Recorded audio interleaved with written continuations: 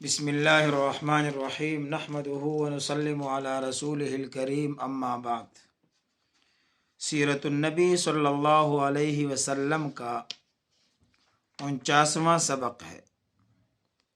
48ویں سبق میں آپ سن چکے ہیں کہ بیعت عقبہ کے بعد رسول اللہ صلی اللہ علیہ وسلم نے صحابہ کرام کو ہجرت کی اجازت دے دی تھی۔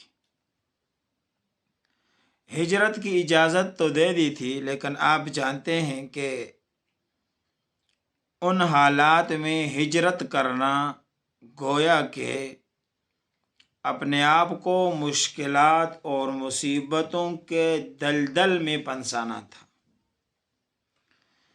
ایک تو یہ کہ دشمن انتہائی چالاک اور ہوشیار تھا، دوسرا مدینہ منورہ سے مکہ مکرمہ تک سارا کا سارا راستہ تنہائیوں کا شکار تھا۔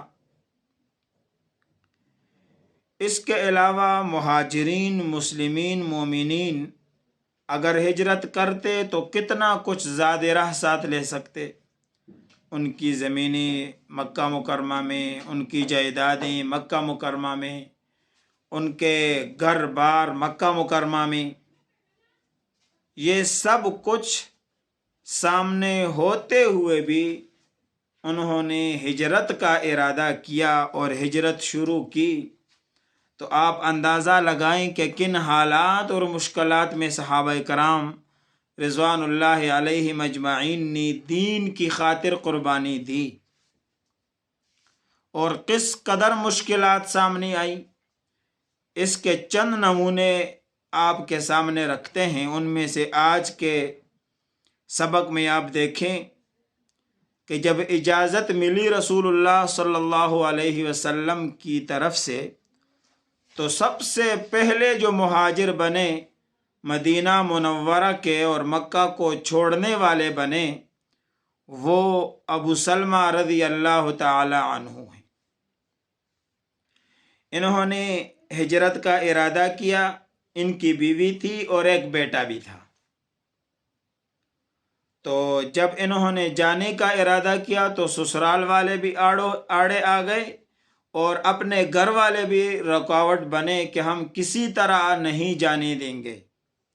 یہاں تک کہ گھر والوں کی تو ابو سلمہ نے پرواہ نہیں کی، لیکن سسرال والے اتنے اڑ گئے راستے میں اور کہا کہ ہم اپنی بیٹی کو، یعنی ابو سلمہ کی بیوی کو، سلمہ کو تو تمہارے ساتھ جانے نہیں دیں گے، اور کسی صورت ہمیں یہ برداشت نہیں ہے کہ ہماری بیٹی آپ کے ساتھ شہر شہر قریہ تنہائیوں میں گھومتی رہے۔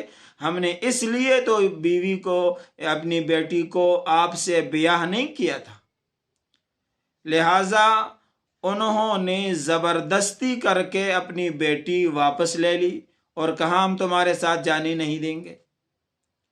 اور اس کا ایک چھوٹا بیٹا تھا ابو سلمہ رضی اللہ تعالی عنہ کا، تو جب یہ گھر سے نکلے ایک جگہ تک گئے تو ایک طرف سے سسرال والے آ گئے، دوسری طرف سے اس کے اپنے گھر والے تھے۔ اب یہاں لڑائی ہو رہی ہے کہ اب اس کو بچہ دیا جائے یا نہیں۔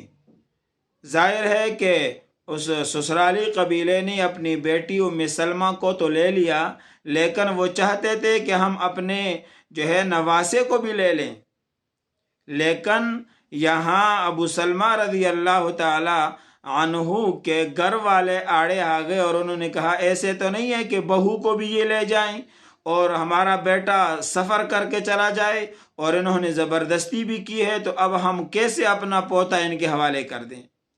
لہٰذا انہوں نے حوالے کرنے سے انکار کیا اور دونوں کا آپس میں کھینچا تانی ہوئی۔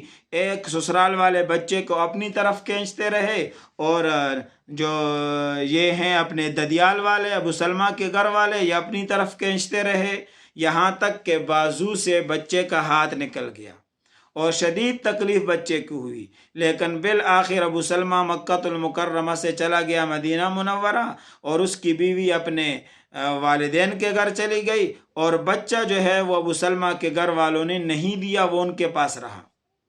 اب یہاں بیوی کی کیفیات کو دیکھیں کہ جس جگہ پر یہ لڑائی ہوئی اور بچہ چینا گیا اور وہاں سے اس کا شوہر مدینہ کی طرف روانہ ہوا، یہ بیچاری روزانہ وہاں پر آتی اور شوہر کے غم میں روتی، پھر بچے کے غم میں روتی اور پھر واپس چلی جاتی۔ لیکن گھر والوں کو ترس نہیں آیا اس کے ابو سلمہ کے سسرال کو، اور انہوں نے اب اس کی بیوی اپنی بیٹی کو جانے نہیں دیا۔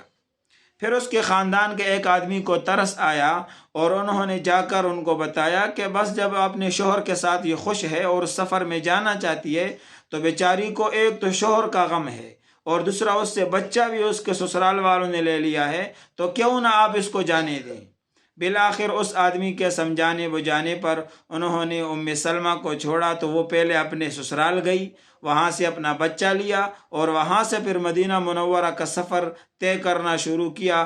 500 کلومیٹر کا لگ بھگ جو ہے نا وہ جو ریتیلی زمین اور صحرا، جہاں پانی کی بھی کمی، جہاں گرمی بھی انتہائی شدت کے ساتھ انہوں نے سفر کیا، اور تنہا چھوٹا بچہ گود میں لیے ہوئے یہ جا رہی ہے۔ کیوں جا رہی ہے؟ ایک تو شوہر گیا ہے اور دوسرا اسلام کی خاطر ہجرت کر رہی ہے۔ اور پھر جاتے جاتے جب اس نے کافی فاصلہ طے کیا تو راستے میں ایک صاحب کے ساتھ عثمان بن ابی طلحہ سے ملاقات ہو گئی، اور انہوں نے سمجھ لیا کہ یہ ہجرت کر رہی ہیں، تو انہوں نے پوچھا کہ آپ کدھر جا رہی ہیں؟ تو پھر ان کو بطور گائیڈ کے آپ ساتھ ہوئے اور آپ راستہ بتاتے رہے کہ ایسے چلو ایسے چلو، اور جب قباء بستی نظر آ گئی مدینہ منورہ کے قریب سے تو آپ نے پھر کہا کہ آپ کا شوہر اسی بستی میں ہے اور یہاں سے اب آپ چلی جائیں۔ تو پھر ام سلمہ رضی اللہ تعالی عنہا اپنے اس چھوٹے سے معصوم بچے کو لے کر القباء پہنچی ہیں اور اپنے شوہر کے ساتھ ملاقات ہوئی۔ 1 سال تنہائی برداشت کی، اور اس طرح اسلام کے لیے صحابہ کرام رضوان اللہ علیہم اجمعین اور ان کی ازواج نے قربانیاں پیش کی، اور یوں یہ اسلام پلتے پھولتے پھر پورے عرب کے اندر پھیل گیا۔ حضرت شعیب رضی اللہ تعالی عنہ بہت مالدار تھے، کافی مال و دولت تھا ان کے پاس، اور انہوں نے جب ارادہ کیا جانے کا تو قریش جمع ہو گئے اور کہنے لگے جب آپ فقیر تھے اور حقیر تھے تو ہمارے ساتھ تھے، اب آپ غنی ہو گئے، مالدار ہو گئے، تو اب یہ آپ سمجھتے ہیں کہ اپنا مال اور دولت لے کر چلے جاؤ گے، تو ہم ایسے آپ کو جانے نہیں دیں گے۔